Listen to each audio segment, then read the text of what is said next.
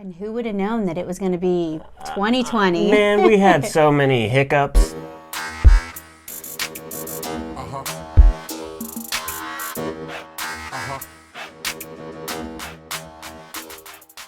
Hey everybody, what's up? Welcome to the show. I'm your host, Torie Mathis, and I'm here with the one and only Sean Mathis, founder of Miles Through Time Automotive Museum.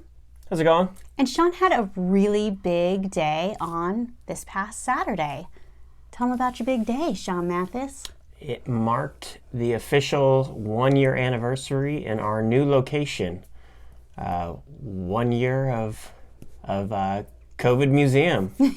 Good times. Well, Sean actually decided to move the museum the year before, so 2019, near like the middle of the season, but by end of the year, he was ready to move to a new location, which took a lot of coordination and figuring all that stuff out. But you actually started moving things into there the end of 2019, right? No, that was the plan. So the plan to move the museum occurred, I think we were officially going to do it by August. It was like, okay, we're going to move it. And in the original location, the museum was only open in the summertime. So from April and then October 1st, we closed the museum down completely. Because again, it was only me. And after was it Labor Day? Yeah, I think you tried to go a couple weeks after, and it was just never worth it. Yeah, it's just like nobody came in. And so I stopped. And so the plan was, once we knew we were going to have a new location to move to, I was just going to close down in April like normal. And then you spend that time over the winter, giving us until April to then open in the new location. You said close down in April, so you meant you were going to close down in October. October, okay. Open by April of 2020. And who would have known that it was going to be 2020? Man, we had so many hiccups before we even got to any of this COVID but crap. That's always a part of business. And I think some people get so discouraged with even little hiccups or the fact that things could happen. Like, things are always going to happen, and you definitely had them happen. Yeah, so right off the bat, the museum moved into a portion of the old Clarksville mill, which is a gigantic old mill. From the 50s, I believe it is, or was. And there is an antique mall there. And we actually were going to take a portion of the antique mall space that wasn't really being utilized. There's like flea market, like it was literally crap. There was crap in the space. Nice. What's crazy though is that we had been there 2 years before. It was only a year before. Through. It was the night we stayed up in Toccoa because Paul Milliken from Good Day Atlanta was coming first thing in the morning. Okay, so I thought that was a little bit longer. So a year before we had even decided to move, we walked into that space. There was a couple of little automotive, like there was some gas pumps or something up there. And we were like, this would be a cool spot for the museum. Yeah, this really would. And holy crap, like who would have thought that did end up being the new spot for the museum? Yeah. So the first thing we had to do was clear some of the crap out. And I mean, there was quite a bit of crap that we had to clear out. And some of it we couldn't actually do ourselves. And then there was the ceiling. We had to actually paint the ceiling black. Oh my gosh, I forgot about this. And that had to be done before anything else could be done. And then there was the guy that owns the antique mall only gave us a portion of this big room, which means he built a wall dividing half of the room, about half the room. And so we couldn't do anything until the room was cleared out, the wall was built, and the ceiling was painted. And this took months to get this done. We planned on weeks. Within weeks we'd be able to start building exhibits and doing things in there. And this just tells you, like, no matter what you plan for, like, you really never know what problems are going to happen. Like, you can't plan for this stuff at all. You just got to, like, drive forward no matter what, right? Yeah, and I mean, we were doing this on zero budget. And then I wound up finding a professional painter that would volunteer painting the ceiling for us in exchange for, publicity, basically. And we paid for the paint. And he wound up just dragging his feet. And then I finally, I was like, dude, what's going on? I tried to reach out to him, and I found out that he had passed away. And so, like what are the odds of that? And so we literally wasted, I think it was 2 months just waiting on the ceiling to get done that, in fact, was never going to get done. And so Truett and I, we actually wound up doing it ourselves, putting scaffolding in there, and we knocked the entire ceiling out in 2 days. And after that, then it became a gigantic mess to clean up the floor. And then, after all that, we finally, I think it was January, we finally actually started to do something that would make it resemble somewhat of a museum. So, I mean, then we had to start moving in cars and doing a few different things, and it was, I mean, that took a couple of months. And next thing you know, it's, holy cow, this COVID thing is starting to happen, and any volunteers that we had, they started to trickle away, and it was down to just Truett and I to try to do something to get this thing open. But then it was like, do we open? Can we open? I didn't expect any of that. It was not easy to transition. So it's been really interesting because it wasn't a normal year. You're still not even able to see if like this is normal. Like all these people that I've seen, quite a few people that have opened businesses just like right before COVID hit, that it's just, you kind of aren't able to judge or really review or see how things are going because things are just still a little bit not normal. COVID actually delayed us being able to open, but because of that, then actually helped us to give us more time to get more of what we wanted done before we opened. But then by the time we did open, it was full blown, people not willing to go outside or go anywhere or any of that kind of stuff. And yet we still had we had a pretty decent turnout for the grand opening. And when was that? That was like in June, right? No, it was in May. Really? Yeah, first weekend of May. So we did a soft opening is the reason the date's a little bit different. We originally opened officially the last weekend of April, and then we did a formal cruise-in welcoming car show type deal the following Saturday. And we wound up having 450 people visit the museum in one day. Wow, that's pretty amazing. Which I'm pretty sure was more on the opening day than the entire 2019 season at the other location. That's quite a change, especially with all the things that were happening COVID-wise. Mm-hmm.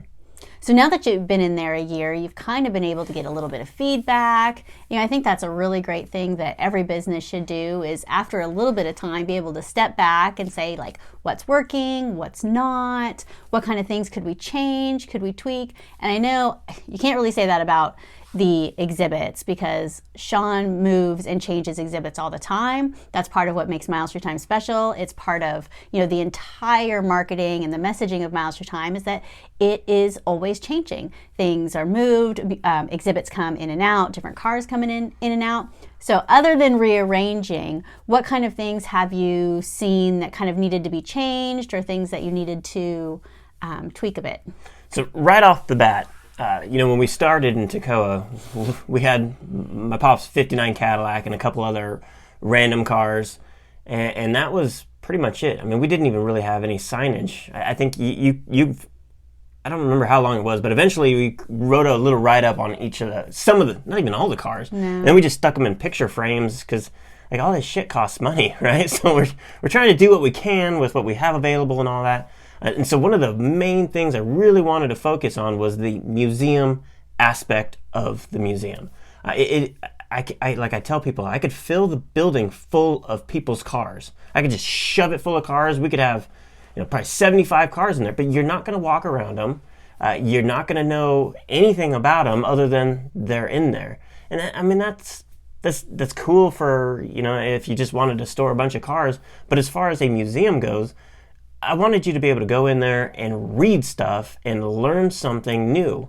something interesting. Well, that's one thing that changed, though, from the first location is that when Sean opened, he had kind of like 3 ideas of what could make money and what the direction was going to go. And that was a museum, but mind you, he had 1 car and then, a couple random cars that, somebody was able to put in there, and then vehicle storage and consignment, so selling cars. And so Sean did all of those things to start off with, but you found that some of the stuff didn't really work or wasn't really the direction that you wanted to do, right? So coming into the new location, it's like you had already decided, okay, storage is just kind of like as a very secondary, consignment is no more at all, and we're moving forward as a museum.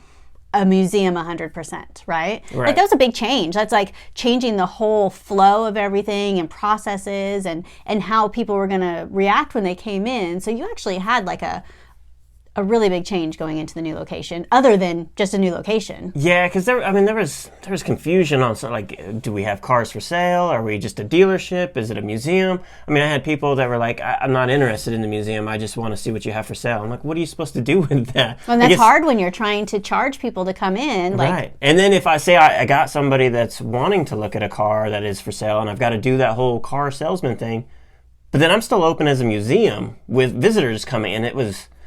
It was very difficult at times, and in the end, it was not what I wanted to do. And so we got rid of that completely. So as far as the public is aware, Miles Through Time just changed locations. But on the back end, the business completely changed. Like actually Absolutely. Closed down everything from the old location and started completely new as a nonprofit. Yeah. And then we got the 501c3, which took a little bit longer than just filing a nonprofit, but we got all that done. And so now it changes the entire vibe and atmosphere of people going like, it's just a museum. And I still get calls, you got anything for sale? I'm like, no, it's a museum. Like nothing is officially for sale in the museum. Now, if an owner of a car takes their car out after their contract is over and they want to sell it, that's fine. But I'm not going to sell the car inside the museum and deal with any of that kind of stuff. So what were your plans with exhibits? Because you said you really wanted it to be have signage and to like change that whole atmosphere. So the signage was huge. We were definitely lacking on signage. Towards the end in Toccoa, in the original location, you had designed, I think, 3 posters, like full movie-style size posters. Well, they were supposed to be informational and tell a story, because that's one of the things that I like about going to museums is I learn like these random things that I would have never known. Plus, I learn about the exhibits, which we talk about this a lot, is like, why should people care? If you give people a reason to care about things, they're going to spend more time, they're going to enjoy themselves more, they're going to refer things to a friend. They'll be like, you should go there because Sean has this car and the story behind his grandpa. And like, once you know those things, so that was always something that we talked about, was like, how do we make people care about these? And then how can we have people walk away knowing something that they didn't before? And so we got to start a little bit at the other location, but yeah, we really got to go a little further this time. And beyond just the content of what the information would be, there was a major investment on display stands and how everything is presented. So not only was it creating the story and the layout, but how it is displayed physically in the museum. We wanted to get the signs up off the ground so that people could see it easier. We wanted more signage on the walls, and so we've got facts and all kinds of interesting tidbits just scattered all over the place. So, and I talked to Torie about it. I'm like, I need somebody to go in there and literally read everything we have to read, just so I could have a baseline of how long that would actually take. Because my estimate right now, with the amount of stuff that we have in there, there's no way somebody could read everything that there is on display in the museum in less than an hour. There's no way. Oh, I think it'd be more than that for sure. Yeah. I think it's Wheels Through Time in Maggie Valley. I think they have a thing that says that if you spent 2 minutes on everything that's in there, it would take you like 2.5 days or something to get through the whole thing. So much stuff. That's a lifetime collection, and it's amazing if you haven't been there. Like totally worth going and checking out. But yeah, I could totally see that. Yes. You know, and that's something that people call and they want to know, how long is it going to take me to go through there? That way they can plan their day. They know if it's worth the drive. And so, you know, that's one of those things that you start to get feedback and you're like, okay, this is a question people are always asking. Like, I don't know. Like, we really need to find out how long it takes. I mean, I really only know what I observe when I'm there, and which isn't every day anymore. And I'll watch, you know, a couple come through, and they're in and out in 15 minutes. But I also see that they didn't really look at anything. They literally glanced and just passed through. Maybe they like beelined to a specific car or something like that. I can see that. I can see them going, oh, there's this car there, and that's their thing, and without. And then there's other people that, you know, they're in there forever. They haven't even made it around the first corner yet, and they've been in there for 20 minutes. You know, so I mean, it really all depends. And that's one of the changes that we did too initially with the layout, was just trying to find a way to kind of slow people down and give them a path, because you'd get those people that were only interested in a specific car, and they'd wind up making a beeline to it and really just ignoring everything else that may or may not have interested them. But, you know, once they've seen what they wanted to see, you know, it was really easy for them to just be like, okay, well, I'm done. See, and my whole thing with that, I was like, you got to IKEA them. IKEA doesn't let you walk on through.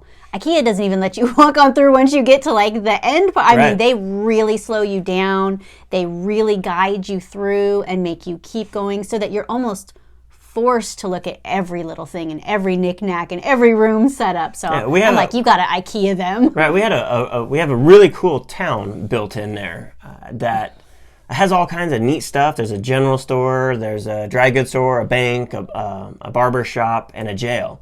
And I mean, it's really neat, and there's cool stuff to see inside of these things.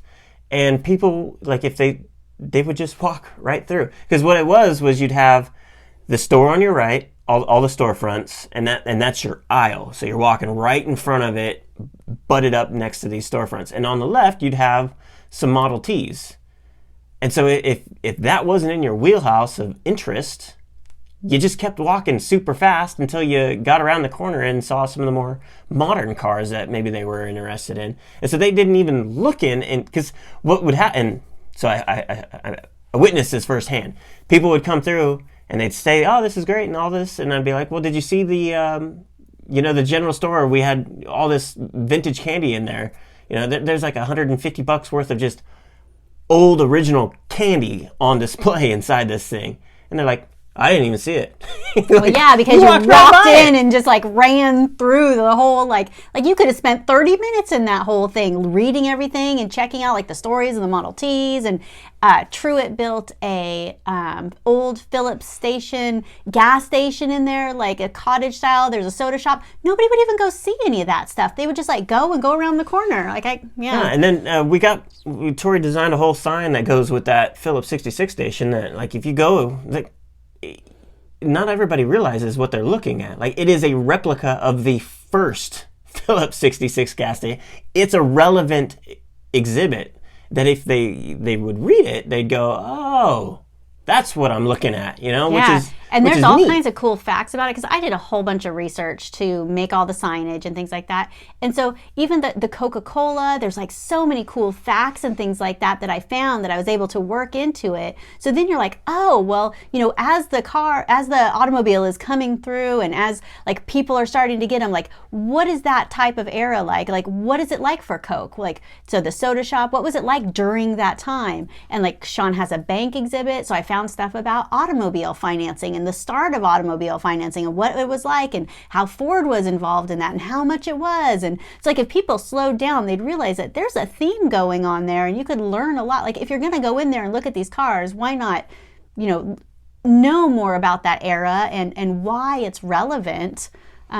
So slowing them down so that they would actually like stop and like be forced to at least walk by these signs, all the signage and posters and things that we made.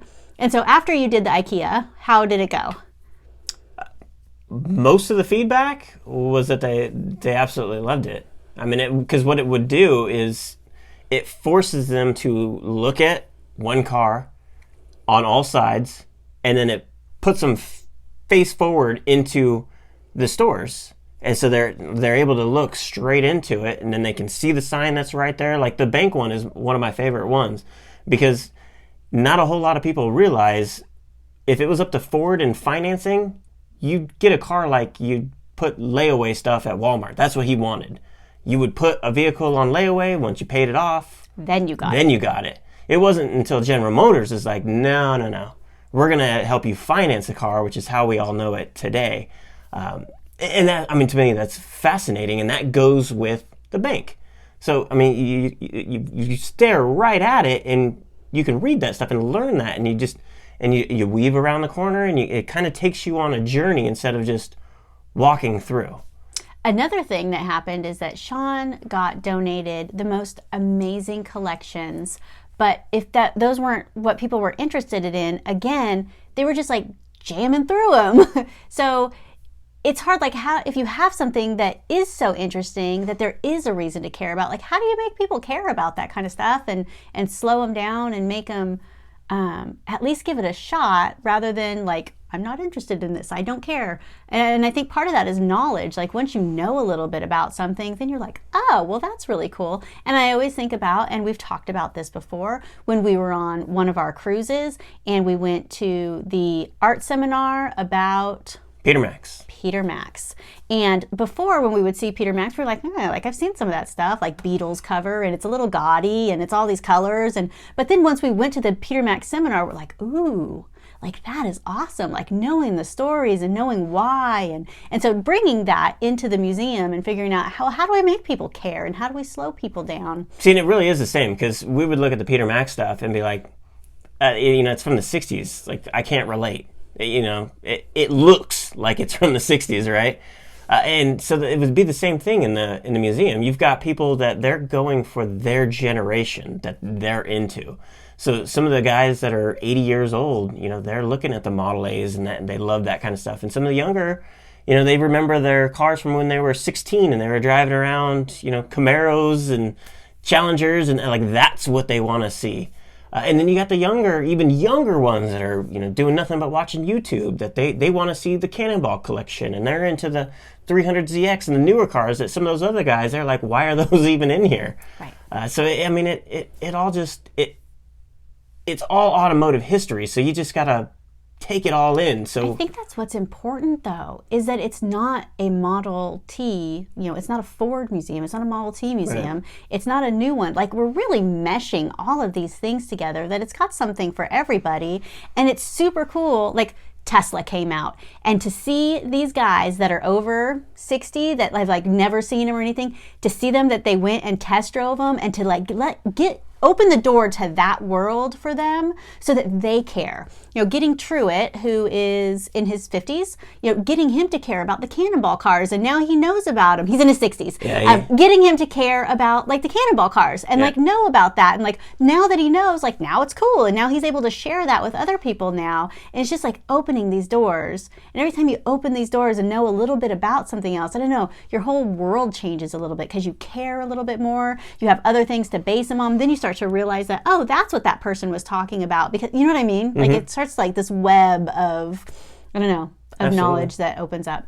Yeah, so and that's where we took the rest of the museum and we made it, like IKEA. Like you are taken through the entire museum in one direction and in front of everything that there is to see. And the hope for that was to eliminate skipping anything, because that was definitely something that I observed. Which I understand some people are skipping things on purpose, but like if you talk to somebody on the other side and you talk about the candy and they were like, oh, that's cool, I would have been interested. Mm-hmm. They didn't even, it's like, it's unintentional skipping. Like they didn't even realize it because they were just guided to go through so fast. Well, see, and I know like when we visit other just general museums, I can't stand it when it's just, there's no path, like because there's so much to see. Yeah, because then you don't know if you've seen some parts of it. Like, are we supposed to turn around and like go back through this? Yeah, if it can keep me going in a line, just weave me however it needs to be weaved. But at least then I know I'm being placed in front of everything the museum has to offer.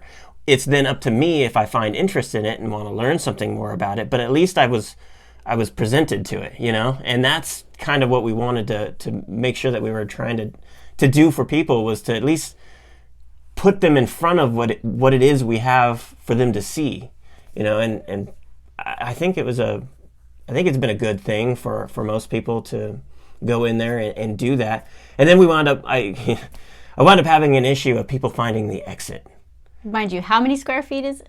It's about 10,000 square feet. And people are getting lost. Can't figure out how to get out. Yeah, you cannot go out the same way you came in, which is part of our security process to keep everything safe. And that's how most museums and things like that are, or the zoo, right? Mm-hmm. You exit through the gift shop, right? It's a different place than you. Which is how you do it at the museum. You exit through the gift shop, and there's always been an exit sign on the exit door. And so Sean gets another exit sign, and then he gets a flashy sign, and then he gets a spotlight. It's still not working. So now there's an exit sign, like emergency exits, that's above the door. Then there is a curved, pointed exit sign that's up high, that pointing to the exit, that's now lit up and flashing. And then and it's in colors that change. And then there's another spotlight in colors that flashes and points on the exit door as well. Then we put exit signs, floor stickers, throughout the entire path, just to let people know, you're going in the right direction and you'll find your way out.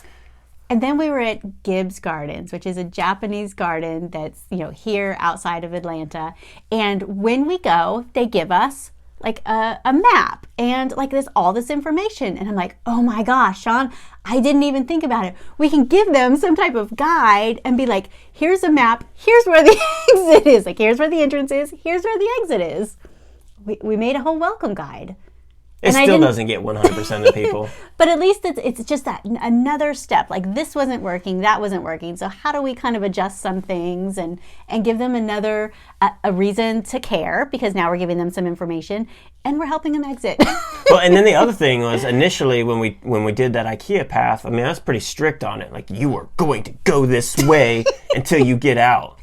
Well, what happens is people need to go to the bathroom, or they whatever, they forgot their phone in the car, or they're volunteers and they're like, and they're old and they don't want to walk through all that stuff. So I wind up having secret passages. They're not secrets. They're wide enough for somebody to pass through, to cut through all the weaving of the maze. But, I don't want the normal visitor to go that way. I want them to follow the arrows on the ground and go see everything. And now there's a map that they get when they purchase their ticket that also tells them that. So, it's little thing after little thing of just slowly going, let's try this, let's do this, let's improve this. Well, and even with the welcome guide, we really were like, how many should we print? We talked about how many we should print and how many it would take for this thing. It's a first draft, really, let's not print 9 million of them, because let's change, let's see what happens, get some feedback, and then change it. And I think that's super important to do. Don't go permanent all in with everything, because how many people have 9 million brochures that they never use? They printed them for one thing and they're like, oh, it's a deal if we print 5,000, and then they use 100 of them. So how many did you end up printing? 1,000. 1,000. Where are you at now with those? We're down to 20 left. Seriously? No. I was like, holy shit. No, there's, man. Yeah, there's probably still 900 left. Okay, so, it's only been a couple weeks. So, that was supposed to get us through Actually, there's probably less than that, because last Saturday we had 83 people visit just on Saturday, and every one of them got one of those. And then the Saturday after that, we had 53 people visit. And so the Saturdays are our biggest days. So just between... You've got to be a couple hundred down. Yeah, we're probably getting close to halfway already. It's going to give us enough time that we can adjust what we need to. We can correct the stupid spelling error that's on the back, because I don't type very well. It's a game if you find it. I told Riley, if you can find the spelling mistake, I will give you $5. In fact, it took him a while. You could make a whole game out of visiting the museum and looking at all the spelling errors all over the place. They're there. It doesn't matter. Oh my gosh, the first sign that we made was one that had the rules on it. And which is still on display in the museum right there when you first enter. Oh my gosh, we can spell. But you get so involved. I get the design and I look over it and I spell check. The damn first sign that we said, it said something about it, like if you have a problem, talk to the manager. It says manger. It says go and talk to the manger. No, and in the now if you spell check it, manger's a word. Yeah, and in the original location, it was right on the wall, right behind me. Did anybody ever say anything? Nobody ever said anything. Man.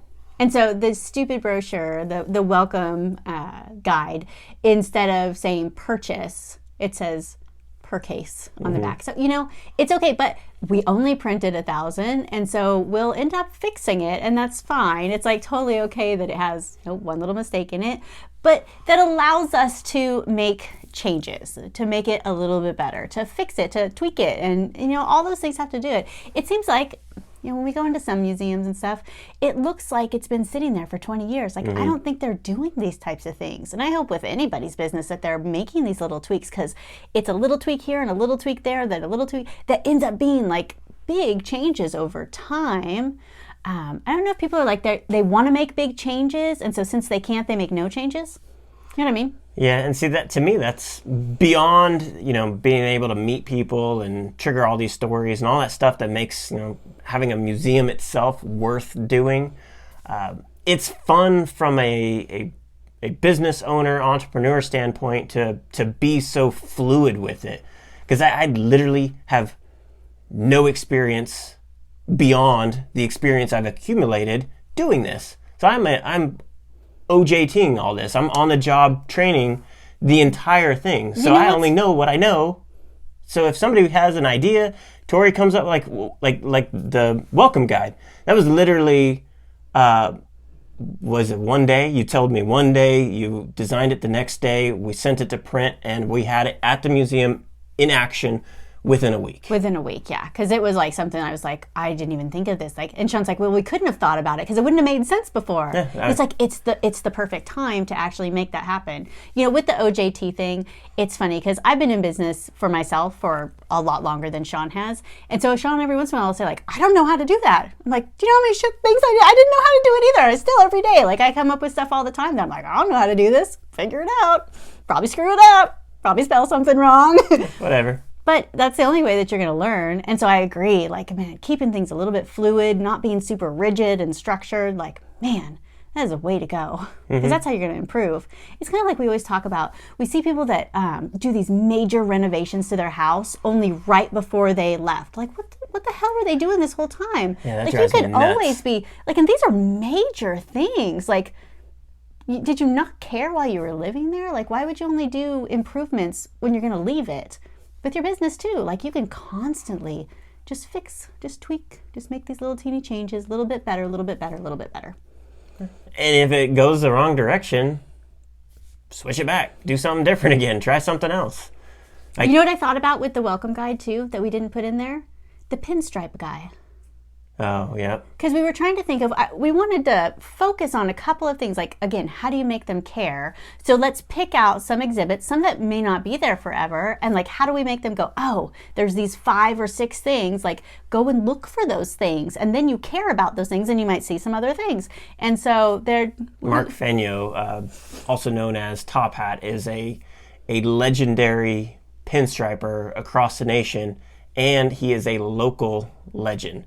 And so he's passed away, and his daughter actually came into the museum and set up the exhibit that we have that, pays homage to him. And even, didn't you put some new lights or something down there? Because there was part of it that I was like, I've seen this, but I've never even noticed that there's like all these paint cans and things, like his whole little area is all set up. Like, it's pretty cool. And again, like if people didn't know that it was there or why it was there, it'd be really easy to just kind of glance over and be like, oh, paint cans, woo. Yeah, I mean, it's one of those things that, like, if you weren't reading at stuff and you just look, like, what is this? Right. Even the train. So Sean has this half-size train, and it's called the General, that was in a movie that was in the same county that the museum is in, right? Habersham County. So the movie was in there from the... 50s? 50s? Okay. It's called The Great Locomotive Chase. It was a Disney movie. And so there's a half-scale model that somebody has made. Now, you're like, okay, so what? Okay, this thing is made out of wood. the whole entire thing was carved from wood. It is a half-scale train. Like, it is amazing. There are all these wood pieces, like you would logs that you wood pieces, logs, right? That you would put in the fire to like make the train work, right? And he's like carved all of these too. Like, it's not just chunks of wood there. They're all hollow and everything. And like, you could easily go, oh wow, a train. But then if you knew like, well, the train's from a Disney movie from the 50s and it was actually filmed here. And like a lot of people apparently really like the movie because the people that are of that era that remember it think it's super cool. Well, and it has historical significance. Like, the movie was also based off of something that really did happen. So that, I mean, there's a lot of cool aspects to it beyond it just like, oh, there's a half-scale train. Like, there's more you can learn from it. Yeah. I think there's things with that, with everything. It's easy to not, like, because you know it, you think that, like, oh, like, everybody already knows that or whatever. Like, you really have to tell people what these things are, to what makes it special, because otherwise, oh, yeah, a train. Like, big deal. But it's actually, like, super cool if you actually stopped and took a look at it and you cared about it. Like, yeah. See, and even people, I'll see them say they look like they've got interest in whatever it is they're looking at. But I can see they're still not reading anything. So I have people come over and they're looking at this 77 Lincoln Continental we have on display. And I can tell they're like, oh, that's a big car. It's really nice. And I'm like, that's Jimmy Carter's Secret Service vehicle. It's a one-of-one, only one they've ever made. In fact, they didn't make convertibles in 1977. And it blows their mind. Mind you, it says all that right there, but they're not reading it. They're just like, oh, that's a cool big car. And there's so much more there to it. So at least I can regurgitate that stuff and tell them that kind of thing. Anything else that you've noticed? Any feedback that you've gotten now that you have 1 year in? Any things that you have that you think could make it better or that you got planned? Now we're bottlenecked on space again. So now we need more space. And the space it's there as soon as we can get to it. And that is going to be the next phase. And once we can do that, that'll triple the size of the museum, and then it'll change the entire layout again. And that'll be the next level of like really being able to ramp up the museum aspect. Like that'll take our vision of what we want to do and really be able to put it into action. You got to do something with that beginning part too. It needs a little love. Now there's all kinds of stuff we still need to do in the space that we have. It takes time and it takes money, and we have to be able to generate that money to do all these things. So the more visitors we have, the more donations we get, the quicker we can start implementing some of these newer things.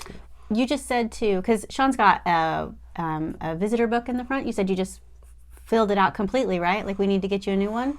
I think there's like 1 or 2 pages left. So yeah, we're going to need to do that. And then same with the pins for the map. So Sean has a big map on the wall that like you could grab a pin and then put it where you're coming from. And that way we could kind of get a visual representation over time of where everybody's coming from. So, which is all over. I mean, they come from all over the place, which is pretty neat. That is pretty neat.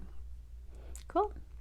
So hopefully, like, if you're in the area, like, we would love to have you come out and visit the museum. Sean, you want to tell them how to get in touch with the museum, where you're at? So Miles Through Time is on social media, all the big social medias. You can just search Miles Through Time. Obviously, the website is also available for you to go to, and that is milesthroughtime.com. And the museum is on Grant Street. I don't know what the address is. Yeah, the address. If you want me to tell you the address, it's 583 Grant Street, Clarksville, Georgia. And it is within 20 minutes of the third most popular little town in Georgia that gets visited. Pretty cool area. So hopefully you can come by and check it out. Yeah, it's only an hour outside of Atlanta. So if you like this episode, we would greatly appreciate it if you would share it with somebody that you think would get some value out of this. And we will see you on the next one. See ya. If you want to get smart tools to build your business, go to besmartaf.com.